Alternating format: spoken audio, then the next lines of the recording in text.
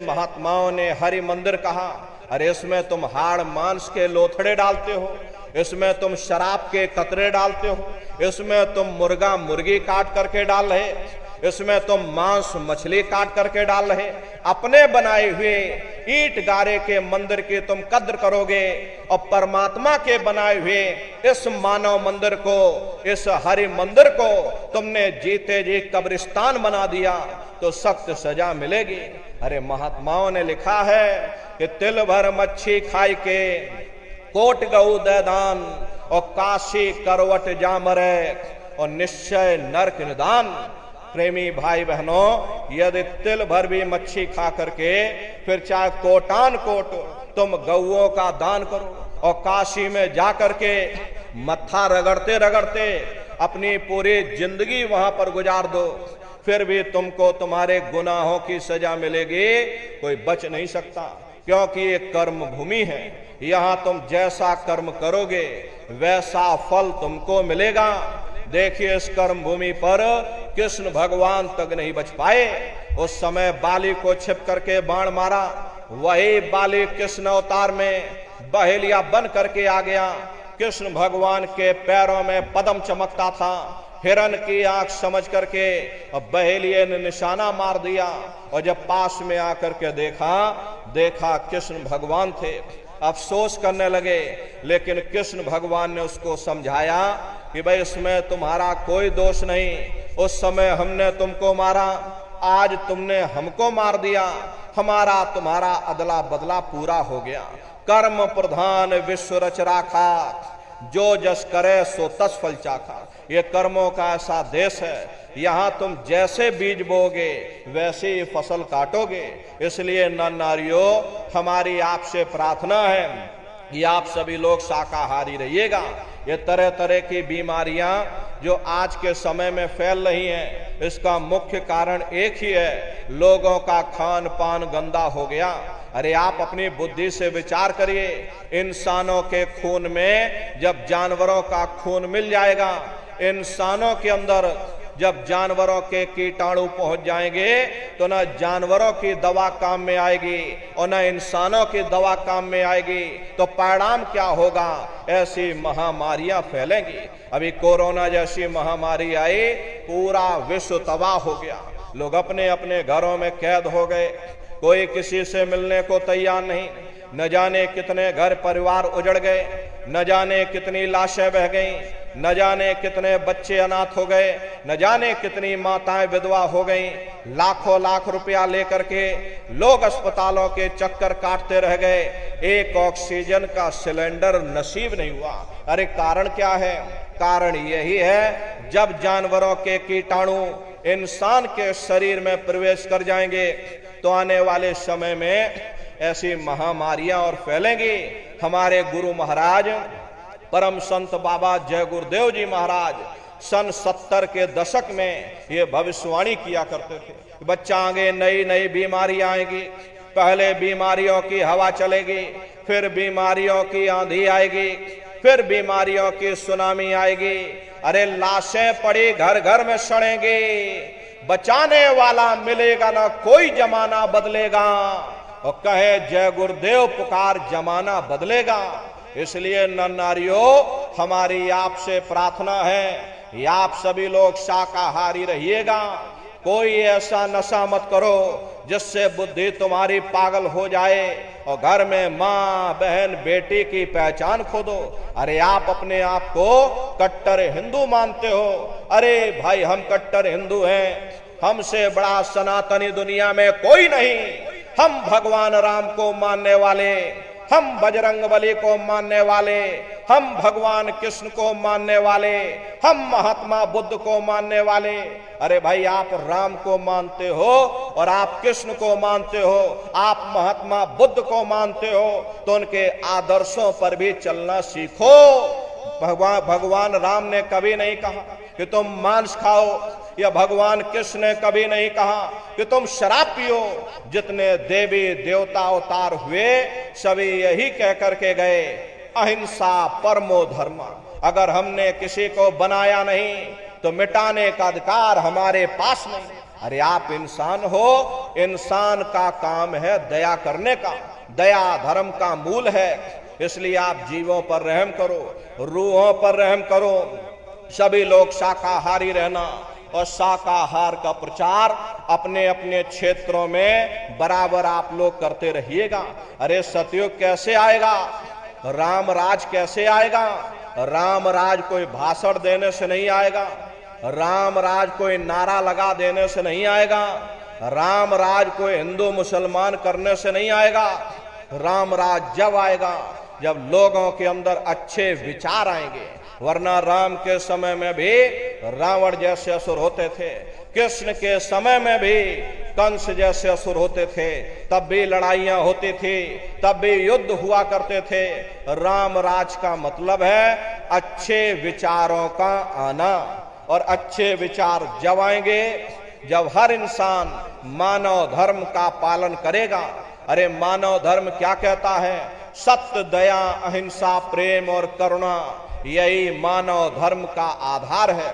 जब मानव के अंदर मानवता आ जाएगी, मानव के अंदर दया आ जाएगी, मानव के अंदर करुणा आ जाएगी, ये मानव दूसरों की पीड़ा को अपनी पीड़ा समझने लग जाएगा। अरे जब इंसान के अंदर इंसानियत आ जाएगी तब सही मायने में देश में राम राज आ जाएगा। इसीलिए महात्माओं ने कहा है राम राज को लाना है तो पहले मानव धर्म अपनाना है। मानव को पहले मानव धर्म अपनाना पड़ेगा, मानव को मानवीय गुण अपनाने पड़ेंगे। इसीलिए हमारे गुरु महाराज कह करके गए, बच्चा गांव गांव जा करके तुम हमारे संदेशों को जन जन के बीच में पहुंचा दो। गांव गांव के लोग शाकाहारी हो जाएं, गांव गांव के लोग सदाचारी हो जाएं, गांव गांव के लोग चरित्रवान हो जाएं, आंखों में माँ बहन बेटी की पहचान कायम हो जाए। तो जब हमारा ये गांव बदल जाएगा तो पूरा समाज बदल जाएगा, निश्चय ही कलयुग में सतयुग आ जाएगा। इसलिए प्रेमी भाई बहनों, धर्म के प्रचार में आप सभी लोग अपना अपना योगदान दीजिएगा।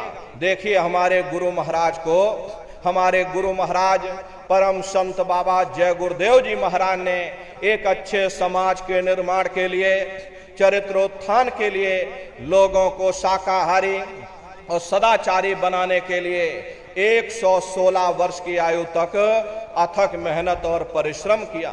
हमारे गुरु महाराज ने अपने गुरु की याद में मथुरा दरबार में इतना विशाल मंदिर बनवाया। अरे गुरु महाराज हमारे कहते थे कि बच्चा मंदिर का वो देवता वहां पर बैठ करके बरकत बांट रहा। अरे आप लोग आइए, वहां कोई रुपया पैसा नहीं चढ़ाया जाता, कोई चंदा चुटकी नहीं। अरे आप लोग आए, मंदिर के देवता के सामने अपनी एक बुराई को चढ़ा दीजिए। वहां पर बुराई चढ़ाई जाती है कि हम आज से मांस मछली नहीं खाएंगे, हम आज से अंडा शराब का सेवन नहीं करेंगे, हम आज से झूठ नहीं बोलेंगे, हम आज से किसी को धोखा नहीं देंगे। अरे आप अपनी एक बुराई चढ़ा दो, आपकी एक मनोकामना पूरी होगी। ऐसा वरदानी मंदिर हमारे गुरु महाराज ने अपने गुरु की याद में मथुरा दरबार में बनाया है। उन्हीं की याद में देखिए पावन भंडारे का कार्यक्रम 28 नवंबर से और 2 दिसंबर तक मथुरा दरबार में होने जा रहा।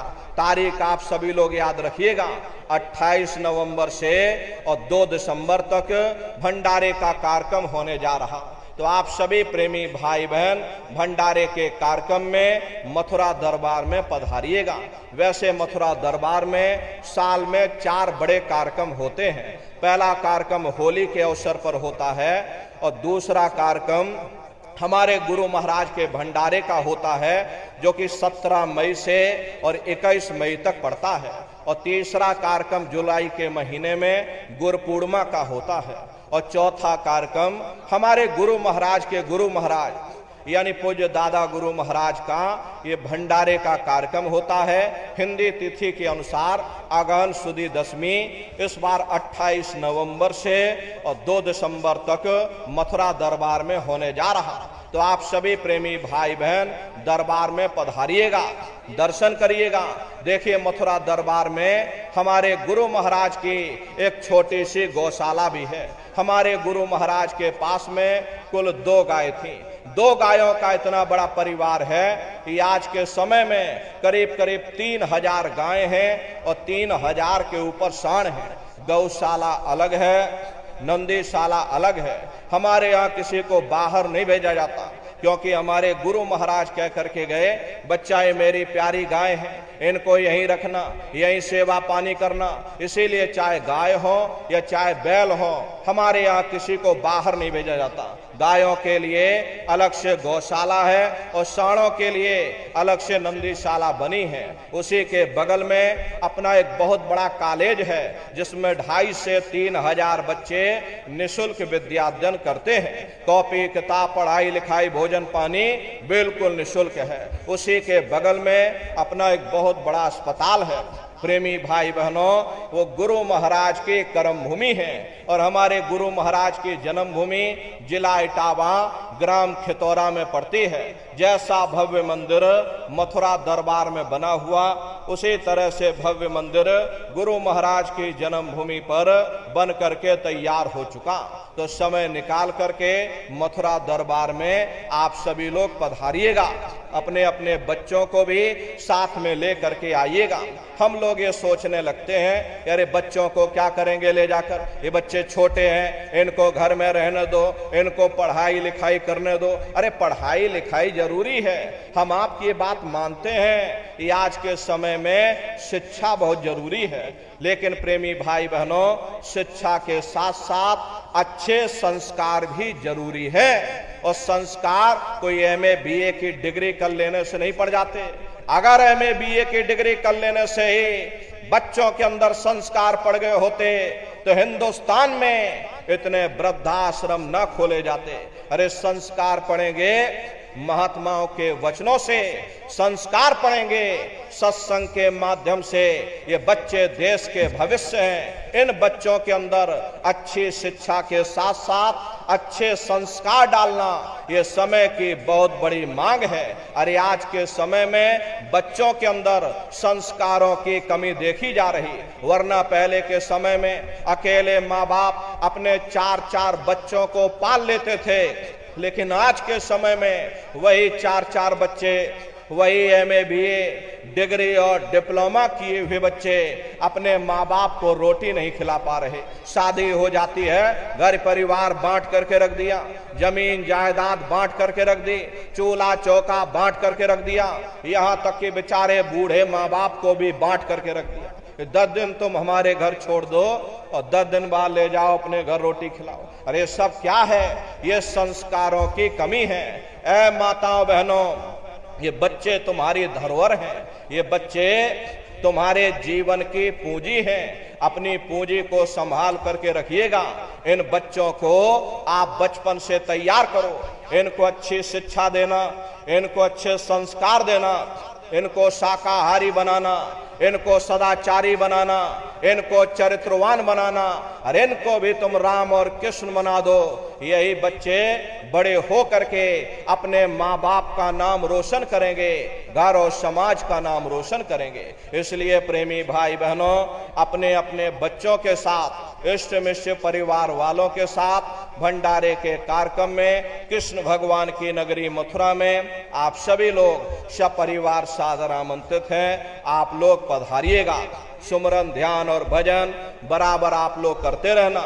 इतना जान लो प्रेमी भाई बहनों, ये रास्ता बिल्कुल सच्चा है।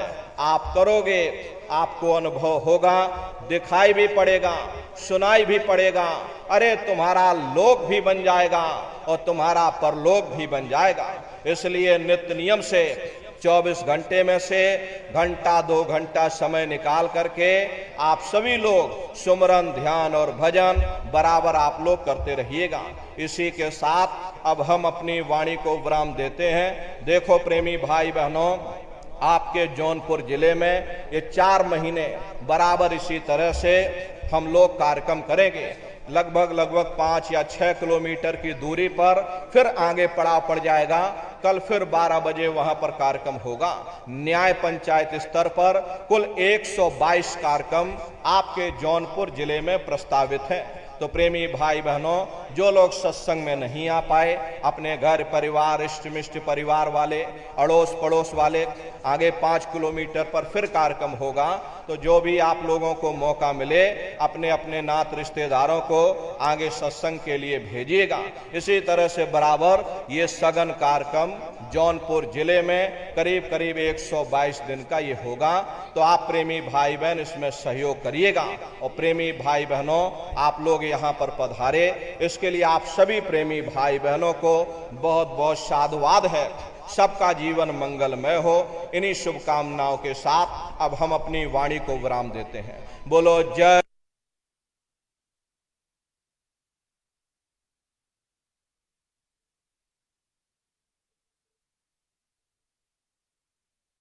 तो बारी बारी से आप लोगों से मिल भी रहे, लेकिन आप लोगों से हमारी प्रार्थना है, अपने सर को, कान को, गले को ढक करके आइएगा।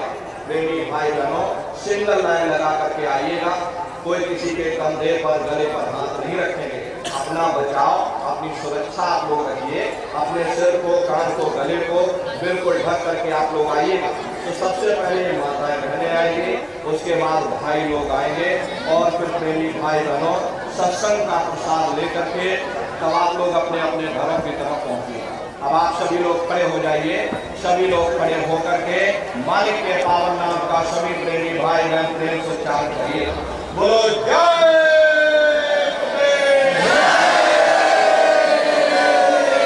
बाबा जगदेव जी महाराज का कहना है, शाकाहारी रहना है, खाने से होगी भलाई,